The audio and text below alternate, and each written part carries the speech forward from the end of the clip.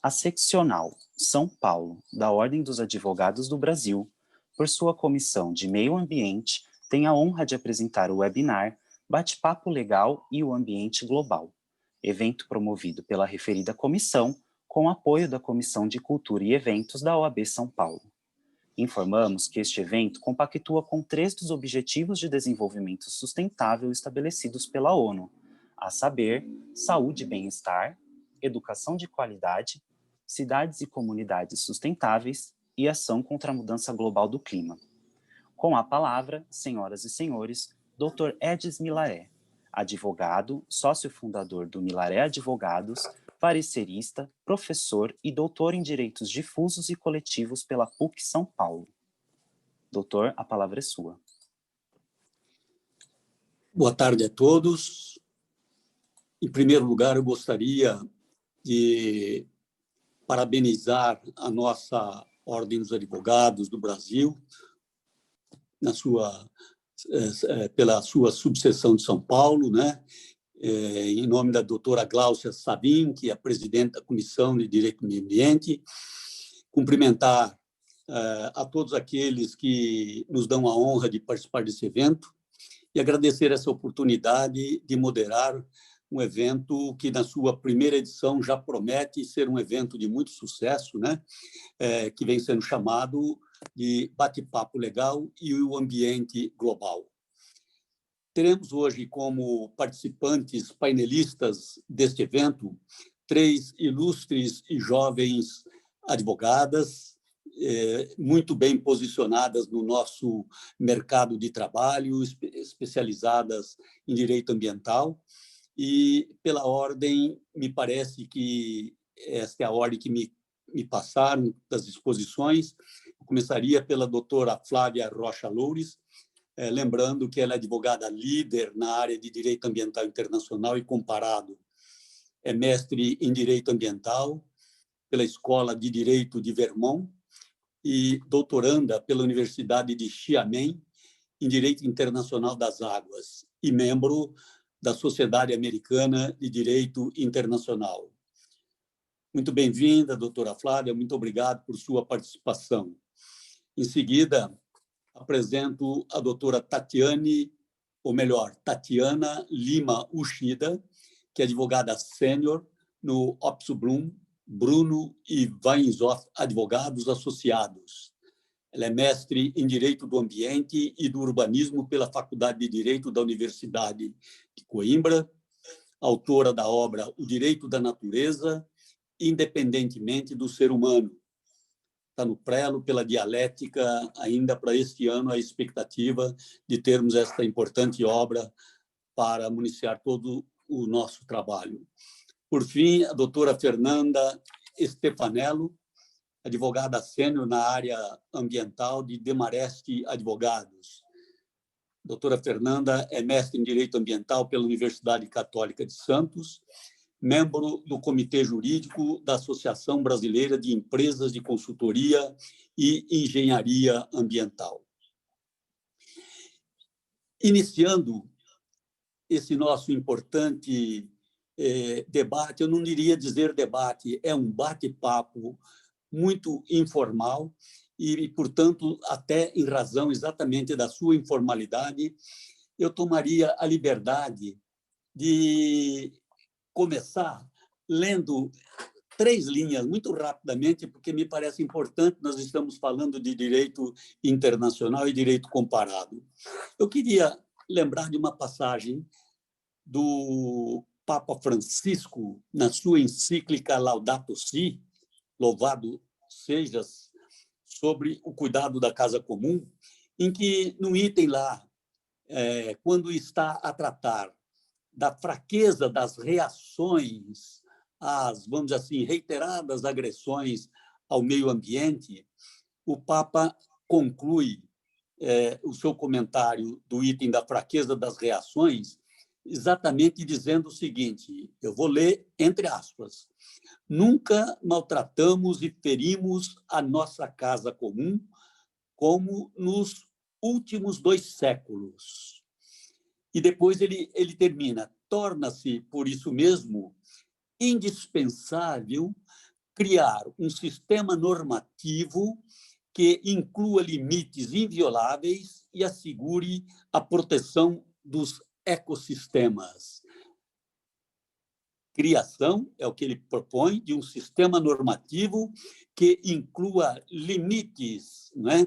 Antes que as novas formas de poder derivadas do paradigma técnico-econômico acabem por arrasá-los, não só com a política, mas também com a liberdade e a justiça.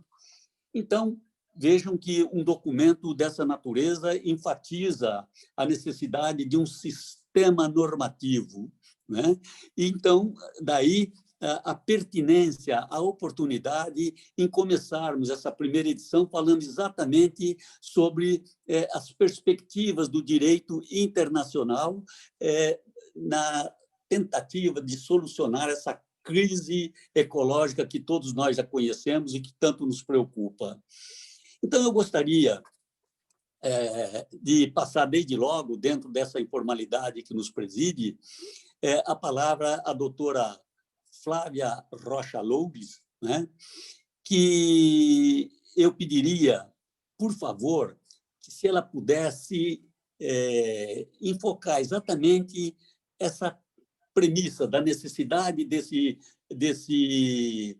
corpo de regras internacionais para a salvaguarda dos interesses ambientais, que ela nos expusesse. Eu sei que aqui, além de pessoas muito especializadas, nós temos também alunos, tal, e gostaria que a Flávia pudesse iniciar nos dizendo como é que nós incorporamos esses diplomas multilaterais, esses diplomas internacionais e do direito comparado ao nosso ordenamento jurídico, de que forma se incorpora.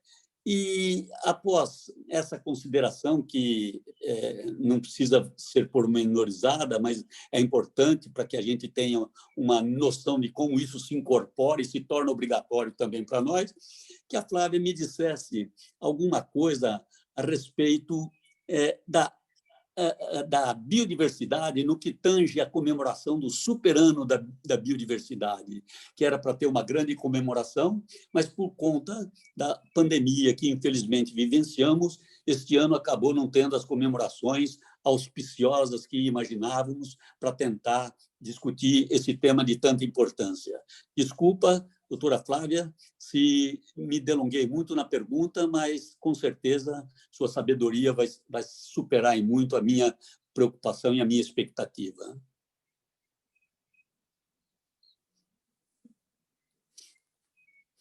Filho.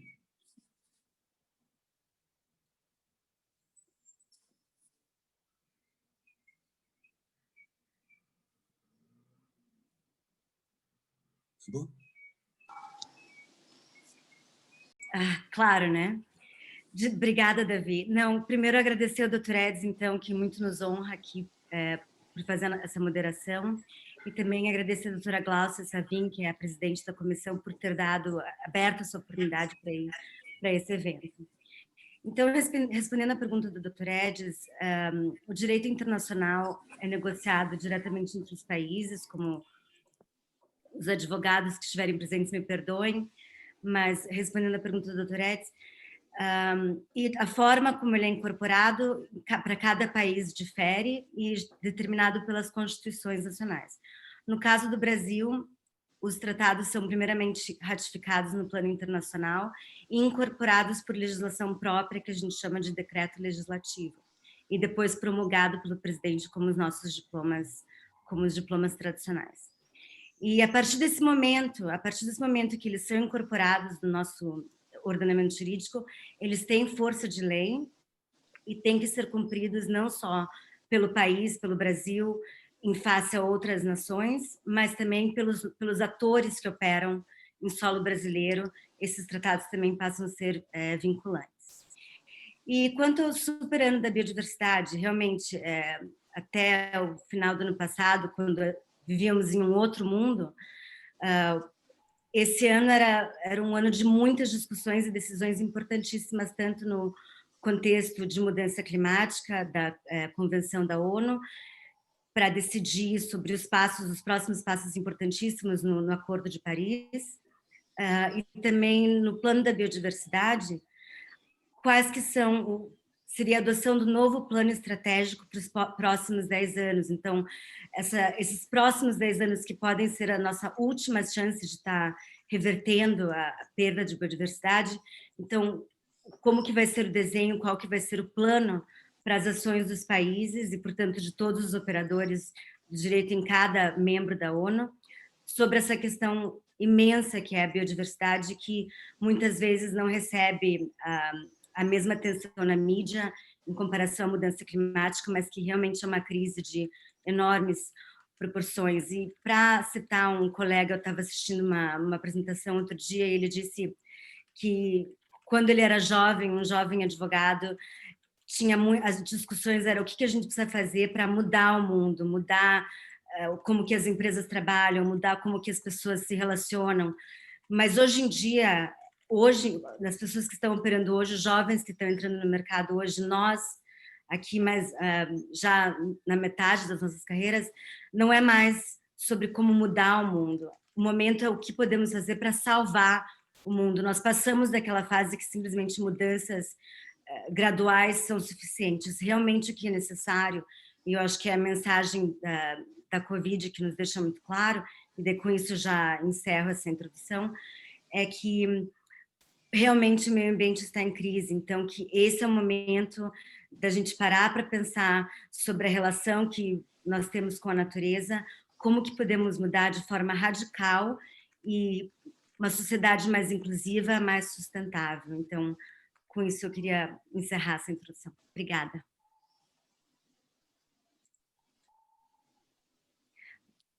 Agora o Dr. Edson está sem o microfone.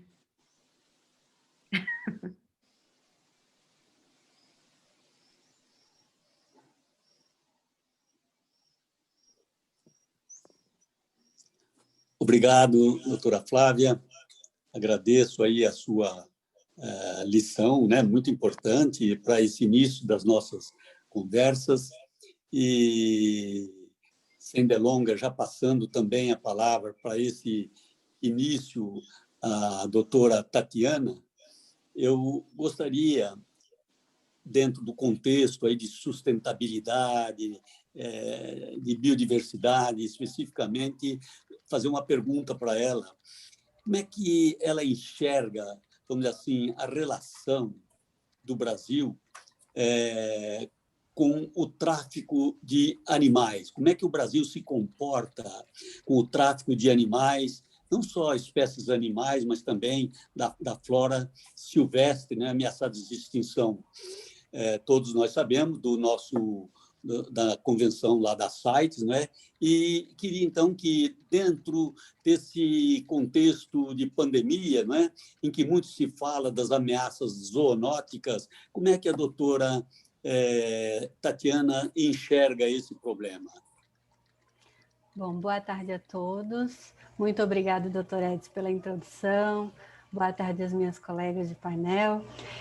A nossa ideia, como a Flávia bem falou, é ser um pouco informal com relação às informações que a gente vai passar por aqui. Então, também acho muito importante trazer aqui para a gente que o que a gente vê é que o direito ambiental internacional é enxergado como algo muito longe, muito, muito, muito além do nosso cotidiano.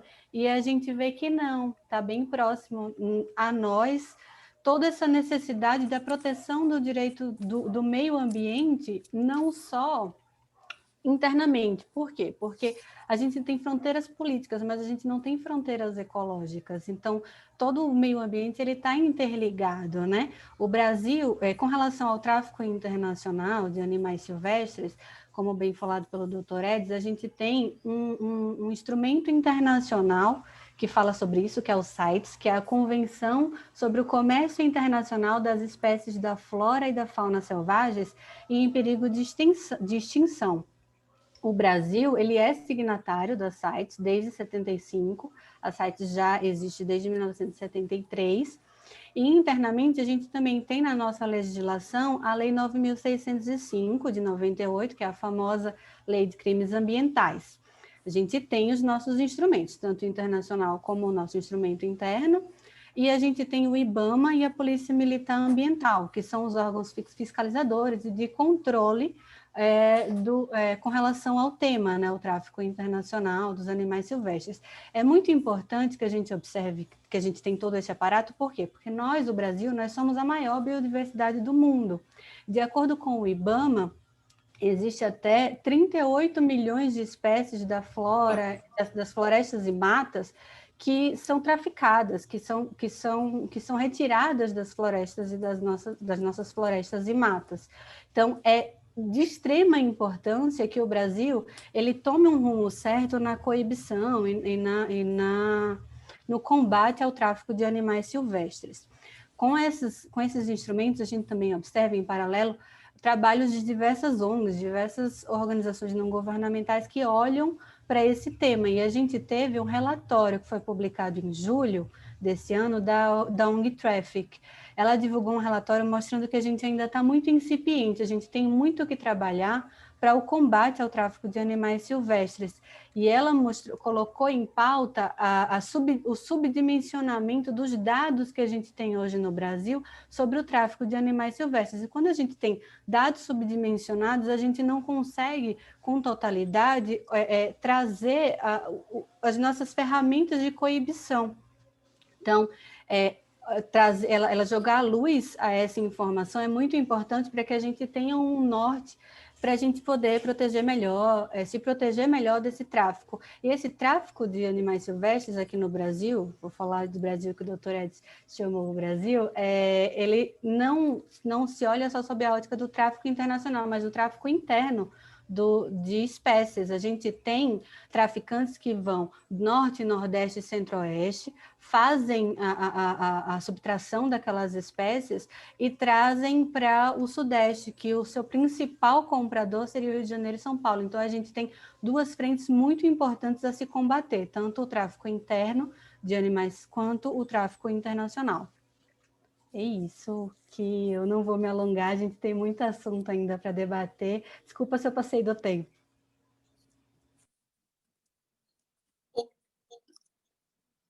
Obrigado, doutora Tatiane. Muito bem, agradeço. Vamos agora passar a palavra para a doutora Fernanda Stefanello, que já tivemos a honra de apresentar. E nessa linha, como eu fiz a pergunta, só para, como se diz na gíria, entre aspas, esquentar os motores, né, sobre a questão das sites, eu vou pegar um outro documento extremamente importante, a respeito do qual muito se discutiu até nos últimos dias, né, que é o Protocolo de Nagoya, inserido, vamos dizer assim, no âmbito da Convenção da Diversidade Biológica. E o que eu queria era saber se a doutora Fernanda podia nos dar um rápido panorama de como têm se comportado os nossos agentes ambientais, né, o Ministério do Meio Ambiente em particular, acerca das obrigações estabelecidas na Convenção da Diversidade e no Protocolo de Nagoya do Brasil. Iniciando por me dizer, está, vamos dizer assim, aprovado no âmbito do Congresso. O presidente da República já ratificou o Protocolo de Nagoya? Doutora Fernanda, com a palavra. Obrigada, agradeço aí novamente a todos, ao doutor Edson, doutora Flávia, doutora Tatiana, doutora Gláucia. Prazer estar aqui discutindo esse assunto com vocês. Então, o Protocolo de Nagoya ele já está em vigor no Brasil. E o que ele estabelece, até para a gente começar aí essa nossa discussão? Ele estabelece as regras de repartição de benefícios de acesso à biodiversidade, conhecimento tradicional associado entre os países.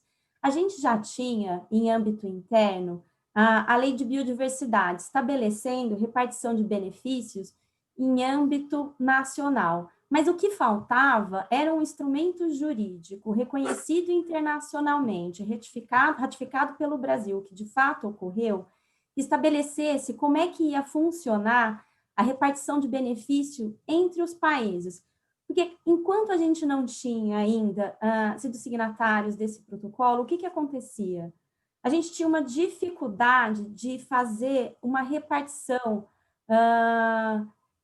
justa e equânime dos benefícios oriundos do acesso à biodiversidade. Então, o Brasil, ele tem uma biodiversidade muito significativa. Então, de acordo aí com os dados do Ministério do Meio Ambiente, a gente está falando de 13%. E o que o protocolo de Nagoya está visando estabelecer? Então, se eu tenho dois países acessando uma biodiversidade do outro, com base aí em empresas e em usuários, como é que vai ficar a transferência de recursos entre essas partes? Pois caso contrário, então o Brasil, com toda essa biodiversidade, ele tem aí, às vezes, empresas internacionais acessando os nossos recursos, mas sem ter uma contraprestação. E, por outro lado, a gente acaba tendo leis relacionadas à propriedade intelectual, que elas são bastante severas e faziam com que o acesso do Brasil aos produtos originados com base ao acesso à biodiversidade nacional, eles ficassem também muito caros. Então, o Brasil não tinha uma participação. Daí a relevância desse tema. Então, o Brasil teve um papel muito significativo, viu o Ministério do Meio Ambiente, discutiu junto aí à comunidade europeia o estabelecimento das regras e diretrizes desse protocolo e buscou aí desde sempre fazer parte dessa discussão, considerando a relevância desse tema em âmbito nacional e internacional. Muito bem. Doutora Fernanda, obrigado pela sua exposição rápida. Está me ouvindo, doutora Fernanda? Ah, pois não, desculpa. Então, iniciado, vamos dizer assim, com esses temas tão importantes da nossa reunião, eu gostaria de voltar agora e um aprofundamento um pouco maior, e voltando sempre na ordem, pediria para a doutora Flávia algumas considerações especificamente a respeito da perda da biodiversidade, que talvez seja hoje, ao lado da emergência climática, né, os assuntos que mais preocupam o homem da chamada aldeia global. Né? E ainda recentemente eu tive oportunidade de ver a última edição do Planeta Vivo 2020, que todos sabem, aquela publicação que se dá a cada 2 anos, né? Onde se aponta, de forma a nos deixar bastante preocupados, para não dizer estarrecidos, que já estamos utilizando 75% além da capacidade de suporte do planeta. Então, por conta disso, ou seja, dessa sobrecarga da utilização dos bens da vida, né, que já ultrapassa 75%, com prognóstico até de, se nada fizermos para mudar de forma efetiva esse caminhar inconsequente, que por volta do ano 2030 tenhamos necessidade de pelo menos mais um planeta Terra para poder satisfazer as nossas necessidades. E o estudo chamado Sobrecarga do Planeta, que mostra o grau de apropriação de recursos naturais de forma insustentável, nós temos aquela chamado o Earth Overshoot Day, né? que vamos dizer assim, faz uma estimativa da sobrecarga do planeta por conta da intervenção do homem sobre os bens da natureza. E esse dia, que é o dia, em cada ano se marca que a sobrecarga já começou, porque você já exauriu aquilo que o planeta pode recompor. E eu percebi que nesse estudo, no ano passado, em 2019, até o 29 de julho de 2019, nós gastamos o que o planeta podia repor. A partir do dia 29, ou seja, no dia 30 de julho, nós entramos em vermelho, né? Saímos do verde e entramos do vermelho, ou seja, estamos gastando mais do que a natureza pode suportar. E agora, em 22 de setembro de 2020, marcou-se o dia da sobrecarga para 2020, ou seja, antes, sempre esse dia vinha sendo antecipado, porque nós gastávamos mais antes da hora. Em 2020, o dia da sobrecarga ficou para setembro, enquanto em julho foi 29 de julho, desculpe, em 2019 foi em 29 de julho, em 2020 a sobrecarga só começou no dia 22 de setembro. Doutora Flávia, a senhora acha que isso se deve debitar ao problema da pandemia, que, de um lado, preocupou muito em algum tipo de uma poluição, de outro, amenizou um pouco o quadro de preocupação, como da emissão de gases do efeito estufa, tal. A pandemia tem a ver com essa história, doutora Flávia? O que, na sua visão, a senhora poderia nos dizer a respeito disso? Obrigada pela pergunta, doutora Edson. Não, com certeza, a gente viu, a pandemia deixou algumas lições importantes, né? E eu agradeço essa pergunta, porque também pode me dar a oportunidade para falar um pouquinho sobre a relevância do direito da biodiversidade, né? Mas, com relação à pandemia, eu acho que a principal lição que ficou clara é que, nesse mundo interconectado, e a questão da biodiversidade, como a doutora Tatiana falou, tem muito a ver com a pandemia, porque há grandes chances de que a origem seja em espécies silvestres, e demonstra a rapidez com que essa doença se espalhou e deixa evidente que é muito provável que outras pandemias virão. E que, à medida que a gente avança sobre as áreas de vegetação nativa que ainda existem, a gente aumenta o risco dessas pandemias acontecerem. E, ao mesmo tempo, com a sociedade se fechando em casa e com a diminuição em transporte, trens, aviões, com a redução da atividade econômica, a gente viu essas cenas lindas da natureza invadindo as áreas urbanas e a diminuição da poluição na Índia, uma vista que há anos uma cidade no norte não tinha, conseguiam ver, na China também, enfim, na Europa. Então, também demonstra que a natureza tem uma capacidade de resiliência e de retorno muito grande. Então, se a gente der uma chance para a natureza respirar, ela consegue retornar. Então, isso também nos dá um pouco de esperança. Ao mesmo tempo, a gente viu que agora a gente está em outubro, os níveis de emissão de gases poluentes já voltaram, já atingiram um novo pico para esse ano. Então, do mesmo jeito que a gente conseguiu reduzir muito rápido, já voltamos para o normal em termos de poluição. E então, com isso fica a questão, né?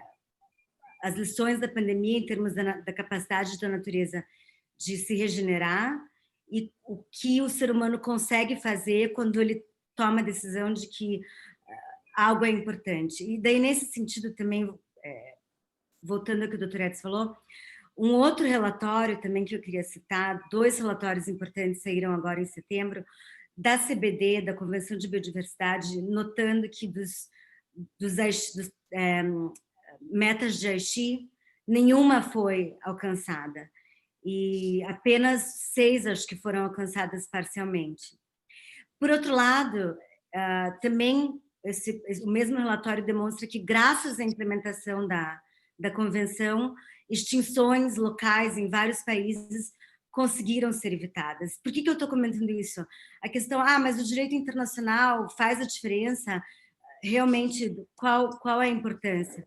Então, a lição que eu tiro dessa história, que se por um lado as metas não foram alcançadas, mas por outro teve esse resultado importante de instituições locais terem sido evitadas, o direito internacional está aí para nos indicar a direção, mas se a humanidade não tomar a decisão de acelerar, de realmente fazer aquela mudança radical que eu falei antes, o direito internacional é tão forte quanto os países permitem que ele seja.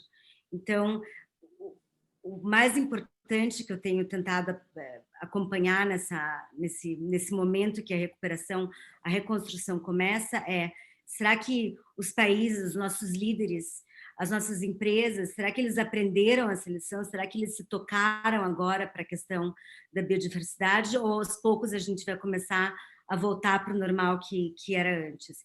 Então, fica aí o pedido para que a gente não perca essas lições, para que a gente permita ao direito internacional cumprir a sua missão, mas que a gente precisa da liderança, não só dos países, mas dos membros da comunidade internacional, para que o direito internacional possa ter essa força que ele já demonstrou ter em outras situações, como a camada de ozônio, por exemplo.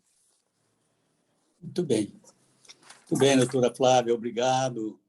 Eu estou aqui como aquele chato que fica querendo colher de vocês o máximo possível de informações, né? E vamos lá agora, voltando para a doutora Tatiana. Eu gostaria, doutora Tatiana, já que falamos num dos pontos preocupantes, que é a perda da biodiversidade, né? Outro ponto crítico que sabemos e que envolve diretamente o direito internacional é o problema da emergência climática, talvez da mesma dimensão ou até mais preocupante do que a questão da perda da biodiversidade. É difícil saber qual que é mais grave. Mas, de qualquer forma, doutora Tatiana, principalmente no nosso país, onde sempre exercemos um protagonismo muito claro nas questões ambientais, na temática ambiental, percebemos assim um certo refluxo desse protagonismo quando se fala em mudanças climáticas. Todos os jornais do dia a dia, a mídia tem noticiado a perda de alguns, vamos dizer assim, financiamentos de que participávamos, asserções de que, na verdade, questão climática é uma questão mais ligada assim a uma preocupação da academia e não do nosso dia a dia.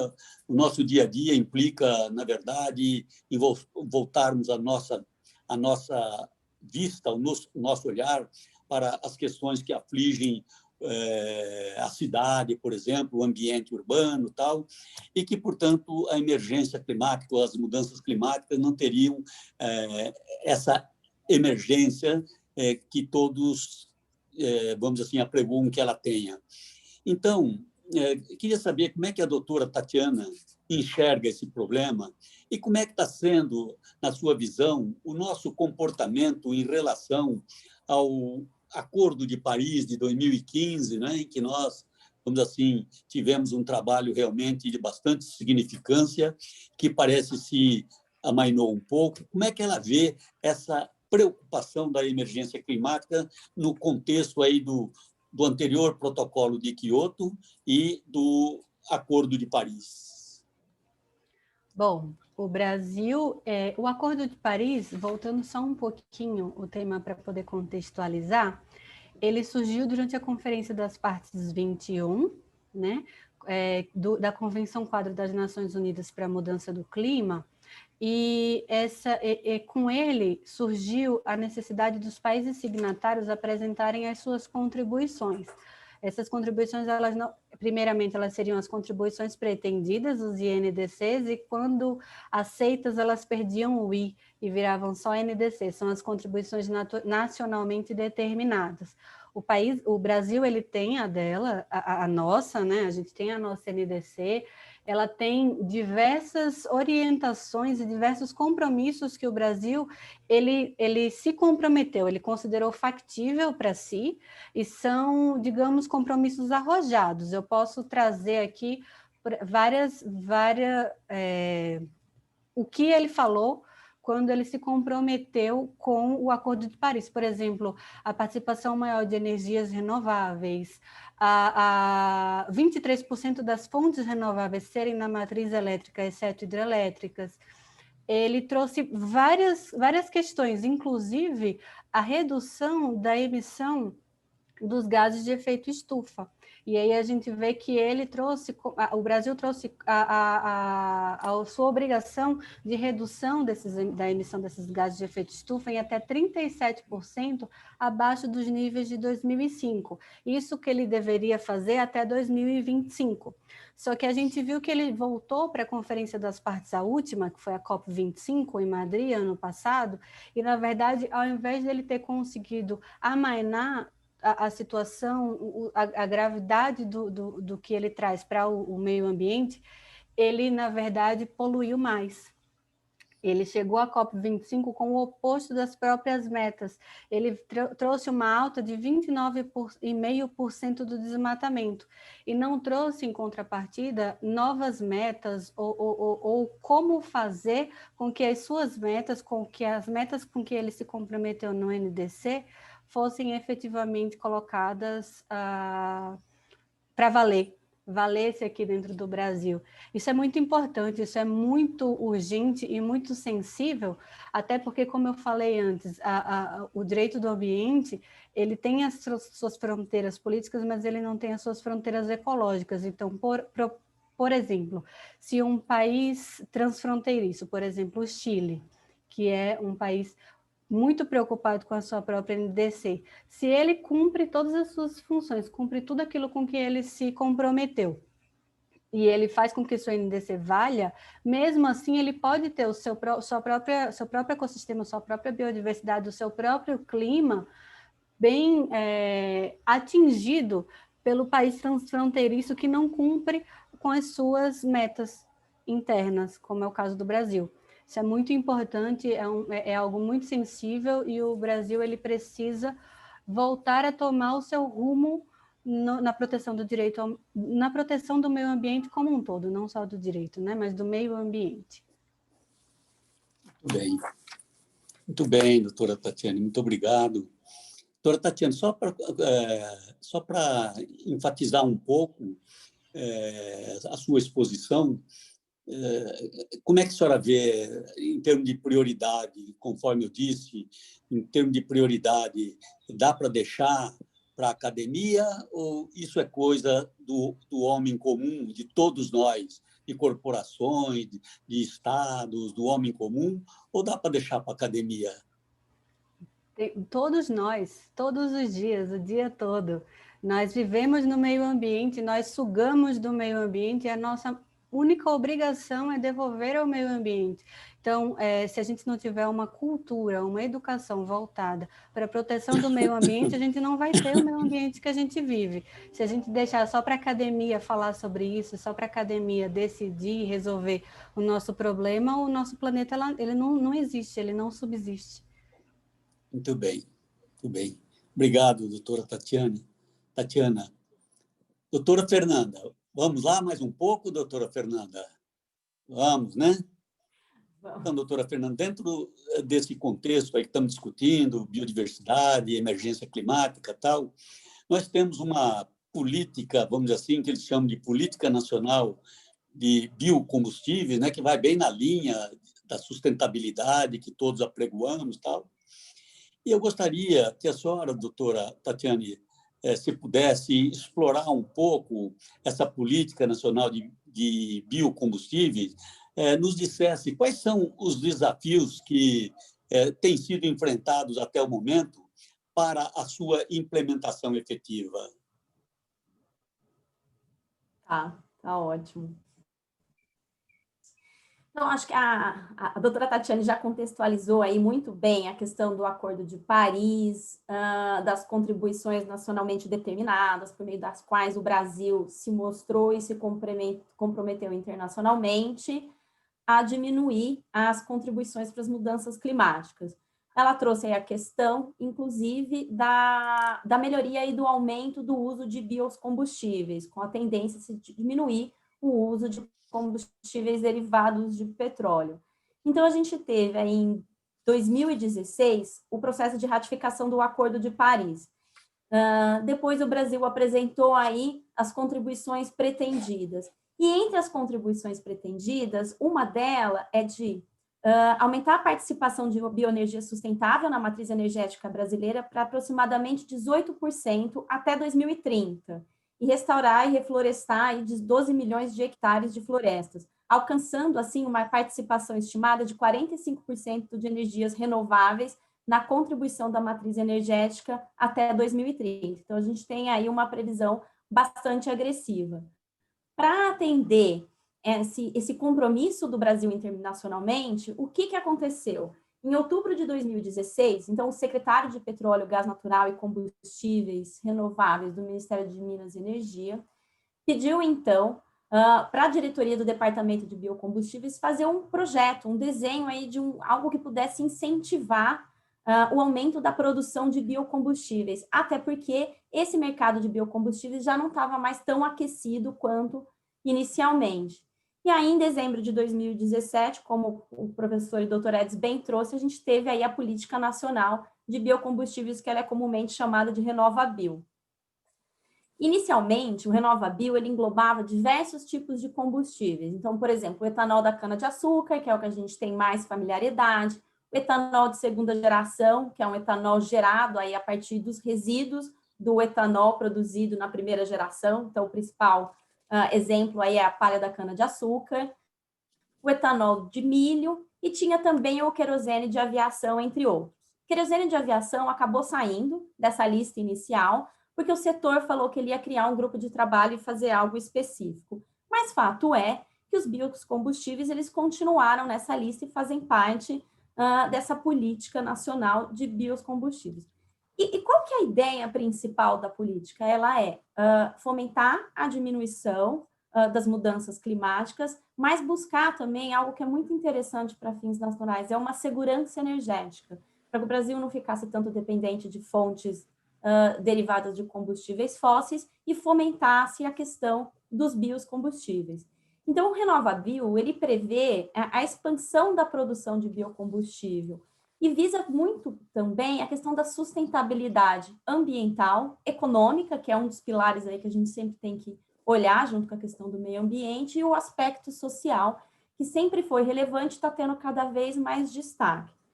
Então, os objetivos da política basicamente são cumprir o Acordo de Paris, que a doutora Tatiana trouxe isso de fato muito bem, aumentar a nossa eficiência energética, trazer uma clareza de regulamentação do mercado de biocombustível e, principalmente, uma expansão. E como que se buscou? Então, primeiramente, os produtores ou importadores de biocombustíveis, eles passam por um processo de acreditação. Então, é verificado esses fornecedores. É estabelecida também uma meta para os distribuidores de combustíveis fósseis. Essas metas, elas são estabelecidas primeiro para o setor e depois elas são individualizadas. Como que elas são individualizadas? Com base na participação desses distribuidores no mercado.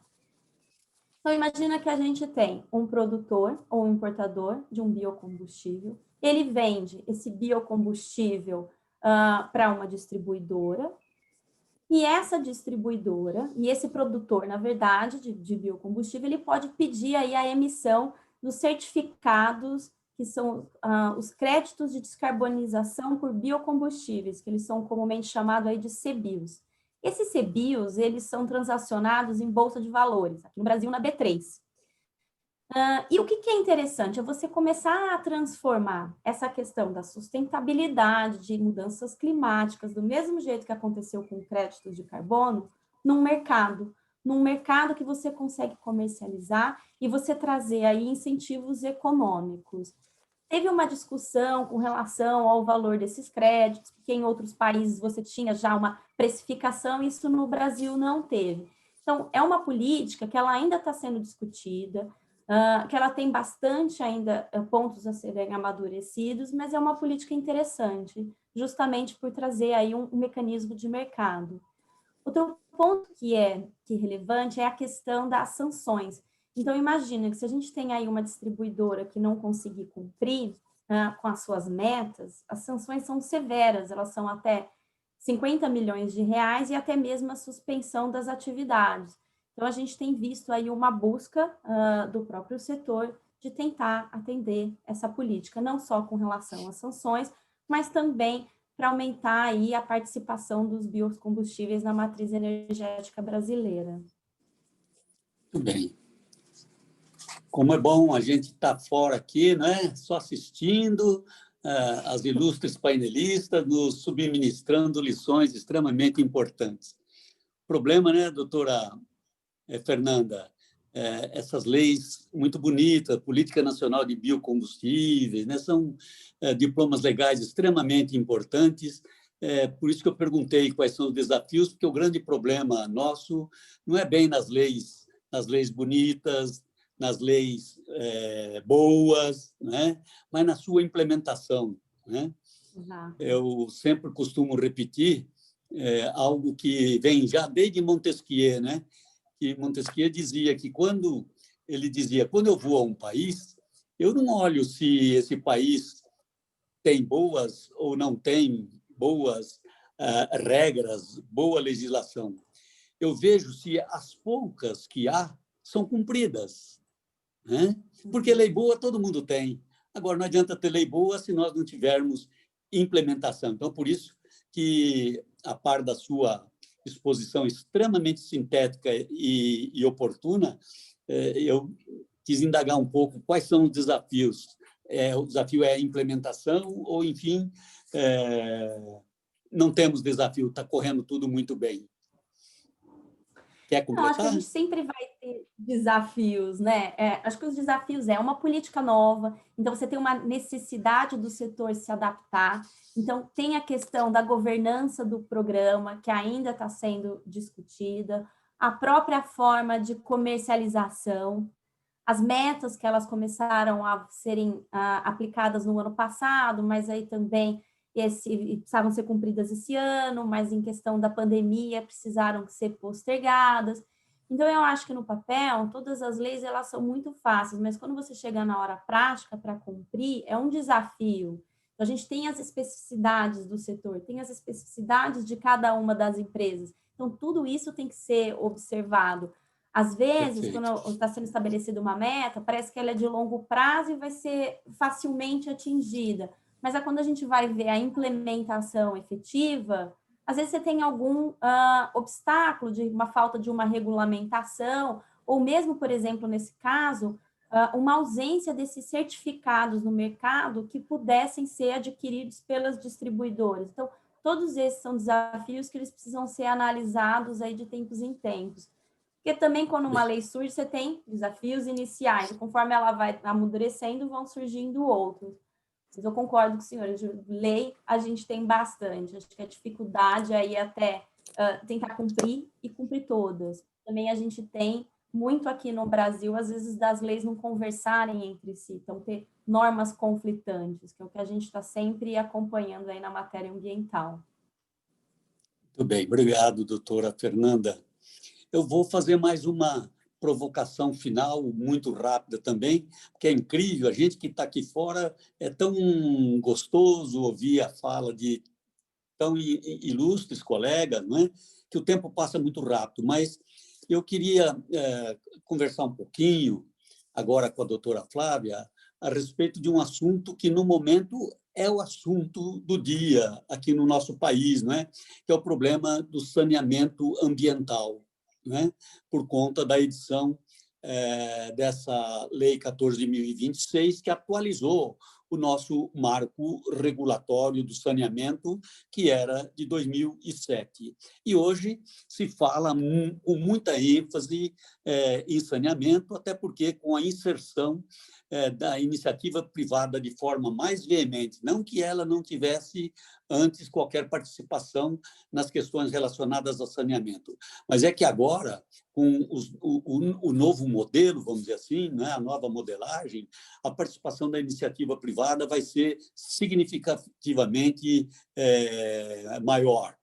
Então, doutora Flávia, eu queria saber, aproveitando o ensejo em que estamos falando a respeito de assunto tão importante, e aí a imprensa divulga diariamente que essa talvez seja, em termos de infraestrutura, um dos pontos mais preocupantes, né? Na medida em que nós temos, é o que se diz aí todo dia, cerca de 35 milhões ainda de pessoas que não têm água potável à sua disposição, não têm acesso à água potável, não é? Cerca de 100 milhões de pessoas não têm um tratamento, a coleta, um tratamento de esgoto, ou seja, o esgotamento sanitário é algo que sequer se conhece para esse contingente populacional incrível. Então, diante disso, parece que essa desgraça, se me perdoem o termo, é uma desgraça nacional. Mas, segundo já tive a oportunidade de ler em relatórios aí da própria ONU, não é? No mundo, né, na aldeia global, 40% da população não tem acesso à água pura, não tem acesso ao esgotamento sanitário adequado, não tem acesso à disposição regular de lixo. No Brasil, metade dos 5.570 municípios, metade, eles não têm como depositar regularmente os seus rejeitos, né? E o fazem em lixões. Então, diante dessa realidade, que não é só nacional, eu gostaria, doutora Flávia, alguma consideração a respeito de como a doutora enxerga essa questão em termos globais. Obrigada, doutora Edson. Não, a questão da água e saneamento realmente é uma coisa que preocupa não só no Brasil, mas ainda em várias aglomerações urbanas no mundo inteiro.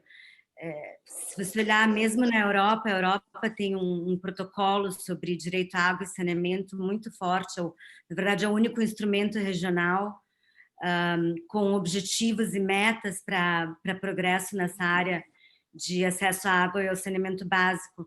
Então, imagina, se na Europa eles ainda não conseguiram atingir o objetivo de desenvolvimento sustentável que diz acesso a 100% da população, imagina no resto do mundo, né? E realmente é um problema que não recebe a atenção merecida, não é como se diz, como a comunidade internacional costuma dizer, não é um tema sexy, né? Falar de água e banheiro. Mas é preciso, inclusive tem uma data, um dia especial, que é o Dia Internacional do Banheiro, porque é um tema que se evita, que tem seus... Né, as pessoas ficam cheias de dedo, mas que é um problema sério para a própria dignidade da pessoa humana. E, nesse sentido, por isso mesmo, em 2010, a Assembleia Geral da ONU reconheceu o direito à água e ao saneamento básico como um direito humano fundamental. E isso também é um dos objetivos que recebe destaque na meta 6 da Agenda 2030. E nesse contexto também eu queria aproveitar para falar, o professor falou sobre o papel das empresas, e acho que aqui é uma área que as empresas têm tido uma atuação muito forte, que daí também me dá a oportunidade de falar de uma coisa que eu gostaria, o papel das empresas nesse contexto de direito internacional ambiental. E a questão de água e saneamento é um tema que elas têm participado muito, inclusive o Pacto Global da ONU tem uma força-tarefa especificamente dedicada à questão da boa governança da água, com uma das frentes de trabalho sendo acesso à água e saneamento, papel das empresas na comunidade.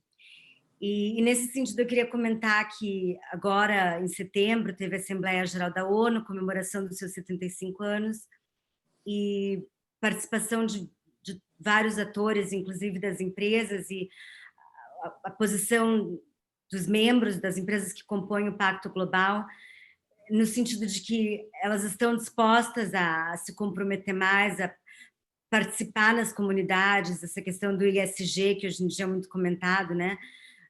Então, o propósito, as empresas têm que ter um propósito que vai além do lucro, não é simplesmente, não basta pagar imposto, trazer lucro, tem que trazer alguma coisa, um retorno para as comunidades onde elas estão presentes.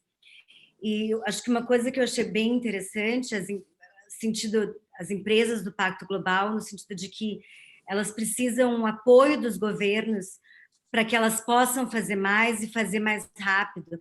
Então, no sentido, por exemplo, de colocar em lei uma obrigatoriedade de relatos periódicos sobre o cumprimento de legislação, mas também esse cumprimento desse propósito, desse retorno às comunidades. Também a questão do due diligence na questão de direitos humanos, então que tem uma obrigação que os países, daí a gente entra na questão do direito comparado, agora na Europa está sendo estudada essa questão de criar em legislação uma obrigação de que os países incluam, que as empresas incluam nos seus relatórios periódicos não só as informações fiscais, mas também informação de meio ambiente e de cumprimento de direitos humanos. Perfeito. E também e não só dentro do que acontece dentro da área da empresa, mas por toda a cadeia de fornecimento. Então, a partir do momento que os países colocam nas suas legislações isso, também deixa um plano básico que não tem competição injusta, que um país coloca, mas o outro não tem. Então, as empresas estão com esse movimento para que todos os países, ao mesmo tempo, passem a exigir para que cumprimento de direitos humanos, inclusive o direito ao meio ambiente ecologicamente equilibrado, passe a ser a regra e não a exceção, e deixe de ser simplesmente um diferencial para ser o novo normal, que foi uma coisa também que eu estava vendo no webinar outro dia. Então, e nessa parte de saneamento básico, é muito importante que tenham essas regras niveladoras para que, se as empresas, se é para elas participarem, para que elas participem com que as regras do jogo sejam uniformes e exijam delas realmente algo a mais, que vá nessa linha do ESG. Então, Perfeito, muito bem. Doutora Flávia, só explorando muito rapidamente, a senhora disse, o objetivo 6 lá do Pacto Global de 2030, lá do Desenvolvimento Sustentável, né? Nós somos signatários desse pacto, se fala em cumprimento da dotação, vamos dizer assim, de sistema de água pura e esgotamento sanitário até 2030. Até 2030. E a nossa lei do saneamento claramente fala em universalização em 2033, podendo chegar a 2040 em situações excepcionais previstas na lei. A pergunta é, então, o Brasil já está formalmente declarando que não tem condições de cumprir a Agenda 2030? É isso? Doutora Edson, até eu vou devolver a pergunta para você, porque essa informação que você está me passando, eu aprendi lendo o seu artigo. Então, eu lhe devolvo a pergunta, porque isso eu aprendi com o senhor. Realmente, é uma mensagem, e eu acho que é aí que entra o papel da sociedade civil, né? Das empresas, de colocar pressão no governo para que a gente não admita, por antecipação, claro que se por um lado as metas têm que ser razoáveis, né? Não adianta a gente querer, porque daí elas perdem a seriedade já de cara, mas ao mesmo tempo, há 10 anos antes do prazo, a gente já dizer não vamos conseguir, sendo que quase todos os outros países do mundo estão dispostos a atingir essa meta até 2030, países que estão atrás ainda do Brasil com relação a essa universalização. Não coloca o Brasil numa posição muito bonita na comunidade internacional, né, doutora Edson? Realmente é uma questão aí que a gente só coloca porque não é fácil resgatar esse débito social que nós temos. Mas eu, particularmente, com todos os senões que posso enxergar no nosso diploma legal do saneamento de hoje, eu vejo que há um otimismo geral e eu, particularmente, estou muito otimista. Já vista que a lei mal acabou de ser aprovada, aquela que atualizou, e nós já tivemos 3 leilões extremamente concorridos, né? O primeiro lá na região metropolitana de Maceió, né? O segundo foi em Cariacica, né? E Viana, no estado do Espírito Santo, e agora esse último lá no Mato Grosso do Sul, para dotar 68 municípios desses índices que levam à universalização. E em todos os 3 leilões, os prazos previstos para a universalização são bem antes de 2030. Vamos ser otimistas e entender que, se Deus quiser, vai dar certo. Se Deus quiser, vai dar certo.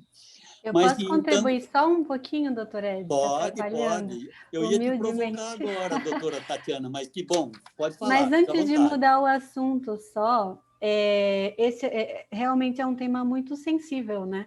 A questão do saneamento, não só no Brasil, como no mundo, como a doutora Flávia falou muito bem. E eu só queria trazer que a região norte, que é a nossa pior região com relação ao saneamento básico, tanto de água quanto de esgoto, ela também vai trazer agora um leilão. Então, é muito importante a gente ver que com todos os senões, como o doutor mesmo falou com relação à nova legislação, a gente vê que está se acordando para o tema, que é o tema que é essencial, é o direito à vida. A água, a gente aqui que tem a água tratada, a gente não se importa tanto assim. Digo a sociedade civil, que deveria. Mas é muito importante a gente ver que a região norte, que quase não tem, ela é uma exceção, ela é o contrário, né? Ela tem pouca água tratada, ela tem pouco esgoto tratado e vai virar um leilão no Amapá. Muito bem. Doutora Tatiana, eu queria um pouquinho da sua palavra a respeito do verdadeiro movimento internacional de pressão em cima do Brasil por conta dos desmatamentos, por conta do fogo que está assolando não só a Amazônia, mas de forma inclemente o nosso Pantanal. E eu vejo algumas críticas um pouco exageradas, se bem que elas serão sempre muito bem-vindas para que a gente possa tentar encaminhar bem, endereçar direito esses problemas graves. Mas a pergunta que fica nós somos reconhecidamente, e isso já foi dito aqui, o maior detentor de biodiversidade no planeta. Nós temos uma legislação florestal que é tida como das mais avançadas, se não a mais avançada no mundo. Eu, particularmente, não conheço outro país que tenha, por exemplo, implementada no seu ordenamento a questão da reserva legal florestal, não é? A ponto de, na região da Amazônia, não é? 80% você não poder fazer qualquer tipo de manejo para fim de agricultura, agropecuária, enfim. Um código extremamente rigoroso, uma cobertura florestal invejável, não é? E a pergunta que fica será que nós somos realmente, como se costuma dizer nos últimos dias, párias nessa matéria? O que parece, hein, doutora Tatiana? Bom, doutor Edson, nós temos uma legislação super robusta no tema, como o senhor falou. Nós somos um país incrivelmente ambientalista no papel. Muito temos, muito falamos, muito ensinamos, mas ultimamente pouco fazemos. É algo que a gente observa, que, como a gente falou no início, parece que o direito ambiental internacional ele está muito longe da gente, mas ele está no nosso dia a dia. E a partir do momento em que o Brasil ele tem a legislação robusta que ele tem, ele participa e ele assina compromissos internacionais e compromissos nacionais mesmo, compromissos internos com a legislação ambiental, mas ele não sai do papel, ou mesmo ele faz o contrário daquilo que ele ensina, a gente fica em maus lençóis. E a gente fica em maus lençóis nas nossas notas internacionais, a gente fica em maus lençóis nos nossos acordos internacionais, não só na área ambiental, mas na área econômica que comunga com a área ambiental. A gente pode trazer, por exemplo, uma problemática, só para ilustrar, de um acordo Mercosul com a União Europeia, e que existe um grande debate em cima e existem olhos por todos os lados, se seria interessante a União Europeia ela assinar esse acordo quando ela observa que o Brasil ele não tem interesse, digamos assim, no dia a dia, de fazer valer a legislação ambiental e de respeitar o meio ambiente e de não poluir e de proteger. Quando, como a gente já falou, as empresas hoje, a doutora Flávia falou muito bem, as empresas hoje elas não são chamadas apenas para pagar impostos e dar empregos, a gente precisa saber o que elas estão fazendo para contribuir com o meio ambiente. E da mesma forma são os países, são as comunidades. E a comunidade europeia ela não quer fazer acordo, ela não quer fazer negócio com países que não se importem com o meio ambiente, não faz bem economicamente, não faz bem ambientalmente, não faz bem. Então o Brasil ele não tá muito bem nesse cenário econômico por conta das suas próprias ações internas, seu próprio, como é que essa fotografia, como é que ele se mostra na fotografia, no cenário ambiental internacional? Ele não está se mostrando muito bem. Bom, obrigado, doutora Tatiana. Pois não, doutora Flávia, à vontade. A Fernanda, só para complementar, um exemplo, né? Agora na Assembleia Geral também 70 ali, na verdade começaram com 60, ao longo das discussões subiram para 70 líderes de países do mundo inteiro, assinaram esse pacto pela natureza, junto com, foi um movimento muito interessante que foi da parte de cidade, governos locais e regionais, daí a sociedade civil, religiões, empresas e os líderes de vários países. Um compromisso, claro, com questões, compromissos gerais, nada específico de número, mas são oportunidades como essa que o Brasil poderia ter assinado, como o maior detentor da biodiversidade do planeta, são compromissos que daqui a uns meses a gente vai ter que estar considerando mesmo na COP da Convenção da Biodiversidade, e que poderia ter contribuído para essa imagem agora que a gente está lutando. Até eu não vou entrar no detalhe se é justo ou se não é injusto, mas eu acho que nesse momento que a ambição é tão importante, que é preciso, a gente precisa de boas notícias, de esperança, de motivos para achar que é possível fazer essas mudanças, é uma coisa que o Brasil poderia ter feito, não custaria nada, porque é um compromisso, mas que denota que o país está preparado para ter essa discussão, e estaria em boa companhia com tantos outros países, inclusive alguns também dos mega biodiversos. Essa notinha. Muito bem.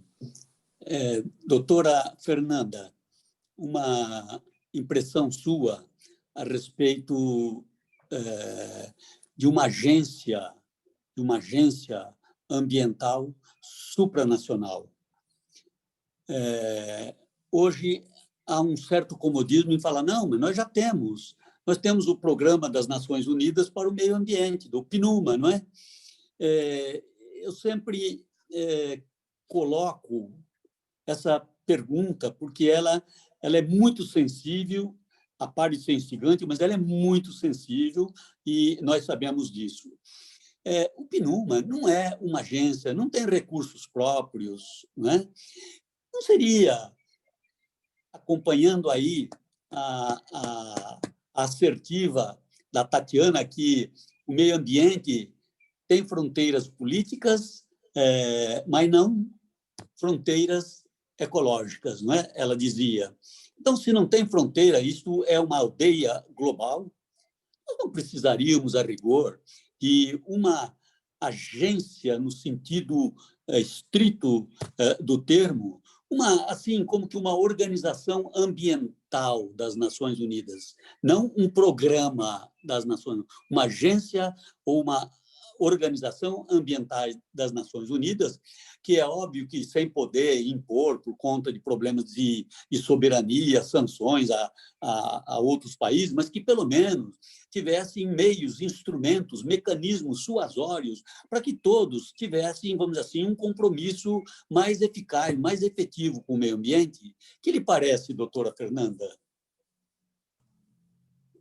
Obrigada pela pergunta, doutora Edis. É uma pergunta bastante interessante, que me fez pensar que seria algo, idealmente, que faria sentido, mas o que eu levaria em consideração é como implementar essa agência e como essa agência passaria a tutelar os países considerando as diversidades. Então, diversidades em termos territoriais, tamanho, diversidades econômicas, porque fazendo um paralelo, por exemplo, para questões como o encerramento dos lixões, aqui que a gente estava falando da questão do saneamento. Às vezes a gente tem metas que elas são estipuladas, e aí o que a gente viu agora na nova lei do saneamento é que, considerando o número de habitantes de determinadas cidades, essas metas elas vão ser gradativas, caso contrário não é possível implementar, até com base numa questão de recursos financeiros. E a mesma coisa eu pensaria com relação a uma agência supranacional. Então, como é que eu vou cobrar de países que eles têm tiveram desenvolvimentos econômicos diferentes, têm visões sobre o que é meio ambiente, visões sobre o que é desenvolvimento, sobre sustentabilidade, aspectos sociais. Como é que eu vou, de certa forma, unificar e cobrar da mesma maneira a implementação de medidas ambientais? Eu acho que quando a gente olha para determinados países que são mais novos, eles ainda estão buscando um desenvolvimento sustentável, mesmo como o Brasil tendo normas ambientais bastante severas. A gente tem outros países que já são aí mais antigos, que já tiveram a capacidade de se desenvolver, considerar melhor os aspectos ambientais ao longo do tempo, mas eles também teriam mais recursos para começar a cumprir mais as normas ambientais. Então, do meu ponto de vista, apesar de ser algo extremamente interessante, que faria sentido, até para uma questão como água, mudanças climáticas, resíduos sólidos, questões ambientais, animais também, que foi algo que a doutora Tatiana trouxe, me preocuparia como seria a implementação e o tratamento a ser dado entre os países. Muito bom. É claro que todas as indagações que eu acabei fazendo as 3 colegas, né, as 3 painelistas, né, elas não esperam respostas definitivas. Nós estamos aqui a respeito de um assunto tão importante, falando sobre questões muito importantes, mas o intuito é exatamente não obter resposta definitiva e sim suscitar o debate, quem sabe numa outra edição possamos aí entrar um pouco mais em detalhe a respeito de todos esses problemas. Mas eu me preocupo, estou aqui com um fiscal na minha frente que diz que já estamos começando a nos encaminhar para o final desta tão tranquila conversa, animadora e informadora. Então, eu vou tomar a liberdade de fazer uma colocaçãozinha muito rápida a respeito da qual vocês podem falar, cada um, aquilo que pensa a respeito. E depois, como nos faltam, pelo menos para o meu cronômetro aqui, falta um pouquinho mais só de 10 minutos, de verificar junto aos colegas aí que participam dessa nossa reunião virtual, vocês podem automaticamente, em contato com alguma indagação, ver quem é que quer responder alguma coisa para que não deixemos ninguém para trás. E, no final, apenas uma despedida muito rápida. Mas a pergunta que eu quero fazer é a seguinte. Verificando o que disse o Papa e verificando o que vocês estão dizendo, mais do que nunca eu estou me compenetrando da importância do direito internacional, do direito comparado aí no encaminhamento das soluções para a crise ambiental que nos assola. A pergunta que eu faço, então, já que estamos no âmbito de uma comissão de direito ambiental dentro da Ordem dos Advogados, a pergunta é: vocês acham que os escritórios que prestam consultoria na área ambiental já estão aparelhados ou estão se aparelhando para orientação, vamos dizer assim, neste segmento do direito internacional e comparado? Fique à vontade, pode responder na ordem que vocês quiserem. Agora, a bola, como se diz na gíria, está com vocês. Vou puxar a palavra aí, depois eu deixo a doutora Flávia e a doutora Tatiana ali para comentarem também. Eu acho, doutora Edson, eu acho que cada vez mais, quando a gente está estudando questões relacionadas ao direito ambiental, a gente não aprende mais com o âmbito nacional. Então, a gente vai para instrumentos internacionais e cada vez mais, diante dos nossos clientes que são multinacionais, a gente precisa ter aí também um olhar, considerando o que é aplicável em termos de legislação nos outros países, porque muitas vezes a gente precisa fazer determinadas comparações, e isso é muito rico para o nosso aprendizado e até mesmo para a gente poder contribuir nacionalmente com a melhoria da legislação, com a previsão e a criação de instrumentos econômicos diferentes. Eu acho que isso faz com que a gente cresça academicamente e faz com que a gente cresça também em termos de país mesmo, porque a gente acaba cada vez mais sendo exposta a esse tipo de questão de solicitação, de saber não só da legislação brasileira, mas também um pouco, claro, não com uma profundidade com que a gente sabe a brasileira, mas dos outros países. Bem. Eu comungo do pensamento da doutora Fernanda, eu concordo em gênero, número e grau. O que a gente vê também no nosso ordenamento jurídico é que o advogado é aquela peça provocadora, e é a gente que vai buscar conglobar o nosso entendimento e traz isso para o sistema judiciário. Então, no fim das contas, a gente busca, a gente tenta, pega o nosso direito comparado, traz para cá, criamos as teses e jogamos no ordenamento jurídico. Então, o que a gente vê é exatamente o que a doutora Fernanda falou. Muito bem. Então, só para complementar, doutora Edson, eu estava assistindo uma live outro dia, inclusive, que a doutora Edson estava participando, e um dos palestrantes falou nessa ideia de nicho dentro do direito ambiental. E eu acho que o direito ambiental internacional e comparado é um nicho muito importante. O que e nos meus anos fora, no WWF, depois trabalhando como consultora, eu via muito que as ONGs, ou mesmo os governos, quando eles precisam desses projetos que envolvem direito internacional, então, por exemplo, tinha muitas iniciativas de ratificação, então, desenvolvimento de capacidade para os países da África para assinarem o protocolo de Nagoya. E mesmo mais no nosso quintal, aqui na América Latina, e eu via que muitos desses projetos iam para grandes consultorias ou escritórios na Europa e nos Estados Unidos, e eu sempre me perguntava onde é que estão os escritórios brasileiros que têm um peso tão grande na região, nas áreas de investimento, comércio exterior, onde estão esses escritórios nessa parte de meio ambiente, de direito comparado internacional. Então, eu acho que tem um mercado muito grande aí que o Brasil poderia investir, e que eu acho que para os países que necessitam seria muito mais interessante estar recebendo, fazendo essas parcerias com escritórios no Brasil que falam a mesma língua, que vivem as mesmas experiências de desenvolvimento, as mesmas lutas, as mesmas dificuldades, do que trazendo gente da Europa, dos Estados Unidos, do outro lado do mundo, para vir prestar essa consultoria aqui na América Latina. Então, realmente, tem esse mercado, e é um dos motivos que no nosso escritório, do escritório do professor Milaré, a gente está agora construindo essa unidade, essa unidade mesmo de trabalho, para focar nessa área de direito internacional, ambiental e comparado, para ver se a gente consegue também dar a nossa contribuição para essa área que é tão importante, às vezes negligenciada pelos colegas. Muito bem, doutora Flávia. Bem, agora, como eu disse, vocês fiquem à vontade para responder eventuais indagações que forem, vamos dizer assim, colocadas, né? Na ordem que vocês bem entenderem. Doutora Edson, até agora não recebemos nenhuma indagação do público.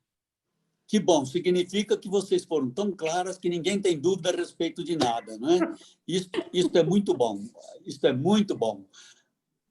Pelo meu relógio, faltam 5 minutos. Então, eu gostaria para tentarmos encaminhar para o nosso final,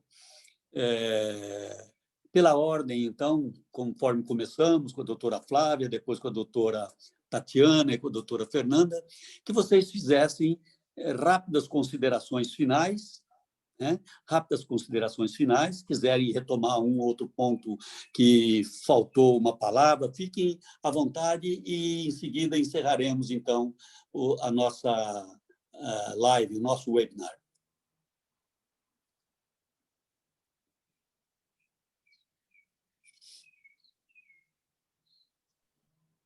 Para seguir a ordem, doutora Edson, então vou... Pode seguir a ordem, como quiserem, como queiram.